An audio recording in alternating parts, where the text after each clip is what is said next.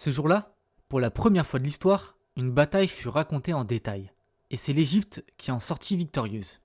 Mais avant ça, revenons un petit peu en arrière. Nous sommes au XVe siècle avant notre ère. Une coalition de princes cananéens et syriens s'est rebellée contre la domination égyptienne. À leur tête, le puissant roi de Kadesh. Leur objectif? Stopper l'avancée de l'empire des pharaons. Leur camp est installé à Megiddo, ville fortifiée et carrefour stratégique entre Méditerranée et Mésopotamie. C'est là qu'ils concentrent leur armée, appuyée par les Mitanni, ennemis jurés de l'Égypte. Mais en face, c'est Thoutmôsis III qui mène la riposte. À la mort d'Hatchepsout, il lance la première de ses nombreuses campagnes militaires. Il traverse la Sinaï avec plus de 10 000 hommes, chars, archers et fantassins. En quelques semaines, il atteint les portes de Megiddo. Mais alors, 3 routes s'offrent à lui. 2 sont larges mais exposées, la troisième, un défilé étroit et risqué. Ses généraux hésitent. Thoutmôsis tranche. Il prend la voie la plus audacieuse. Et le résultat, un effet de surprise totale.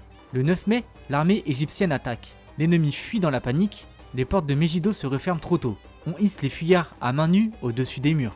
Si les Égyptiens n'avaient pas perdu du temps à piller, la ville serait tombée ce jour-là. Il faudra un siège de 7 mois pour faire plier Megiddo. Le roi de Kadesh capitule, son peuple repart à pied. Thoutmôsis, lui, repart avec or, chevaux, chars, prisonniers et bétail. La victoire est totale. Mais surtout, cette bataille c'est la première de l'histoire à être racontée avec autant de précision. Le scribe Tienen grava 225 lignes de récits sur les murs du temple de Karnak. Ce 9 mai 1457, la guerre entre dans l'histoire et l'histoire entre dans la guerre.